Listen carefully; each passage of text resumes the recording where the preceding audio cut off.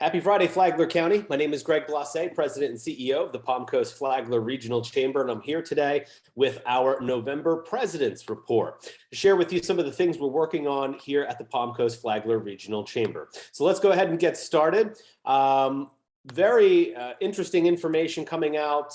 So today we were supposed to get unemployment numbers. We did get them for the state, but not for the counties. I have a call going in to Tallahassee to find out what's going on up there. But in terms of where Flagler County stands economically, we're continuing to gain traction on job growth. As you can see here in Flagler County, 3,220 more jobs than we had over the past 12 months.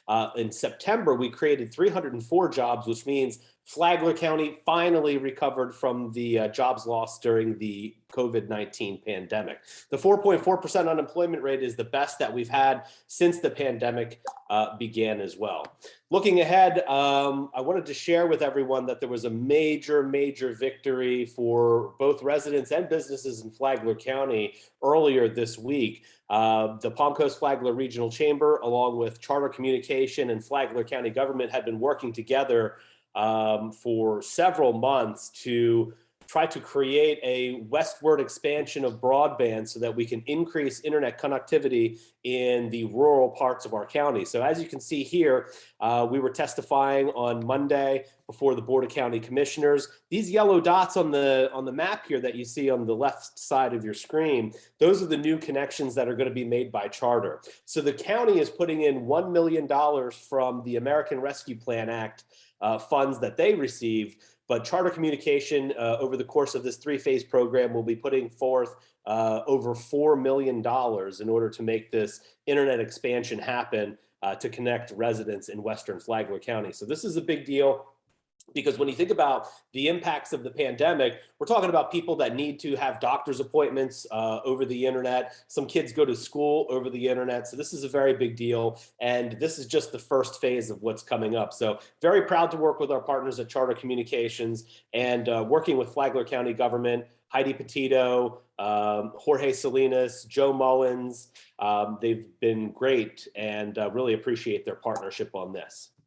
Moving on, we've got workers' comp rates on the decline. If you're in the construction industry or have multiple employees that need to be covered by workers' comp rates, the announcement came out of Tallahassee late last week that the Office of Insurance Regulation is going to reduce workers' comp rates by 4.9% next year. When you look back over through 2003, workers' comp rates have decreased in Florida by 70%, and that's largely because of the reforms that are happening on the state level. So a lot of good things on the workers' comp space. Prices are going down, competition is up, and hopefully that means businesses can keep some more of their hard-earned money.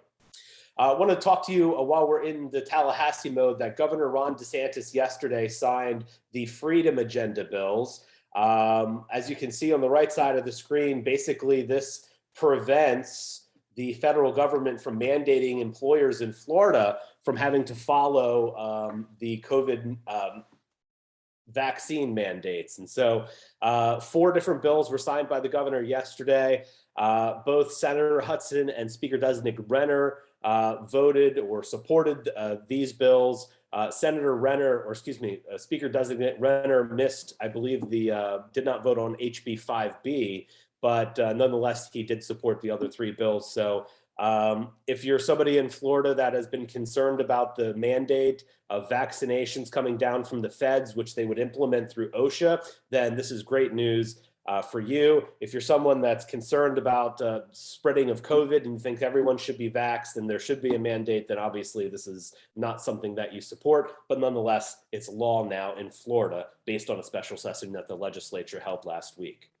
I wanted to share with you, last night we completed our Florida Institute for Political Leadership Candidate School. We had over 50 participants, guest appearances from lawmakers, political consultants, and really the aim of this school is for residents in Flagler County that were interested in running for office potentially in the future, or becoming more educated about what it takes to run for office, whether it's a local, state, or federal office, we wanted to provide them with education and information on what that would look like, what it would mean for their lives, and the steps that they would have to go through in order to do that. So really appreciate all the folks that showed up for a Florida Institute for Political Leadership Candidate School. And we look forward to continuing to offer this service moving forward.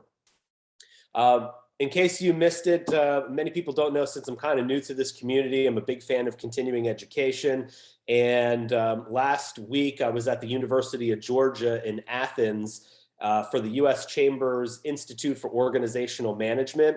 I completed this 4-year program, which is 96 hours of continuing education to make sure that leaders like me are educated about what it takes to run a chamber of commerce and how to be effective at growing and running a chamber of commerce. On the right side of the screen, you can see there were 16 other executives from chambers of commerce throughout the state of Florida that were also at this Institute for Organizational Management conference.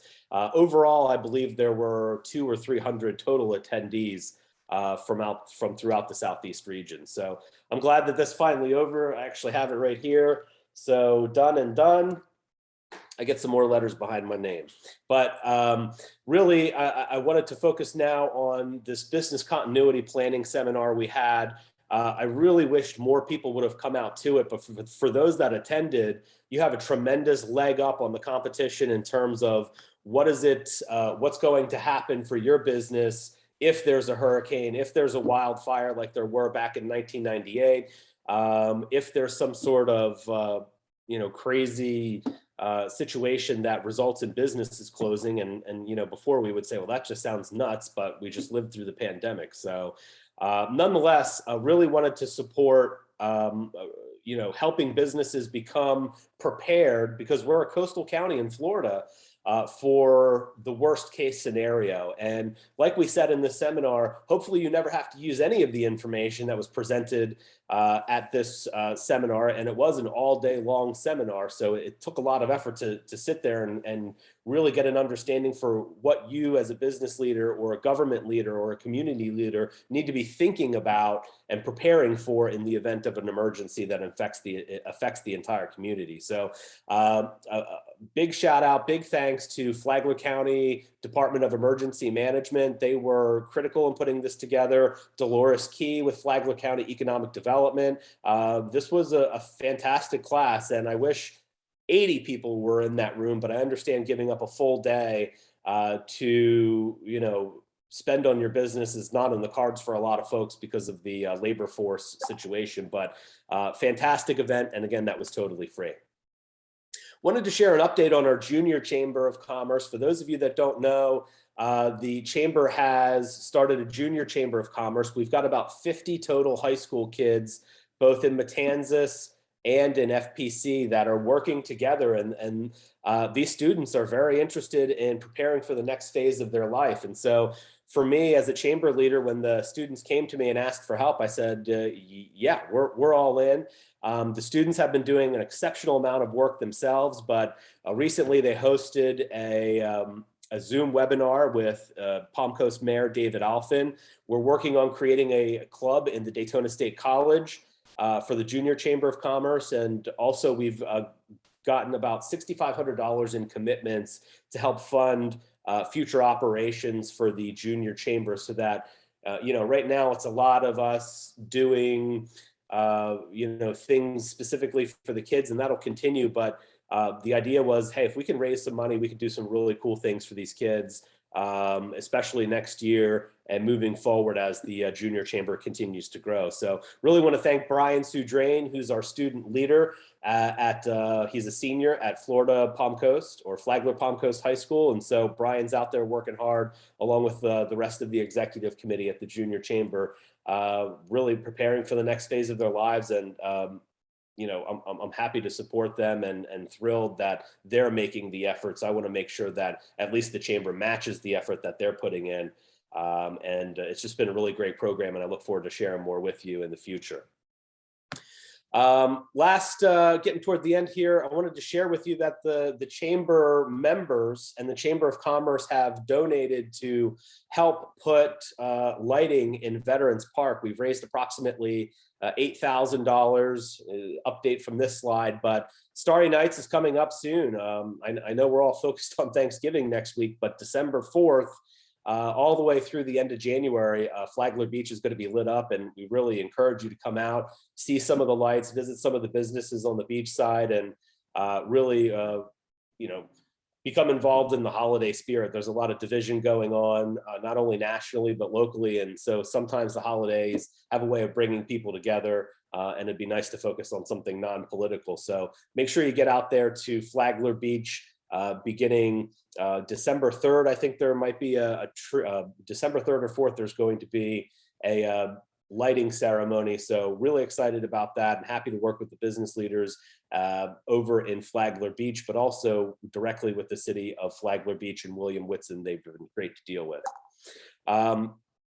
Finally, wanted to share with you that you can learn more about the chamber by going to our website, which is palmcoastflaglerregionalchamber.com. That's palmcoastflaglerregionalchamber.com. The chamber continues to grow, as indicated by the phone ringing. So that'll end the video for now, and I appreciate all y'all joining us. Take care.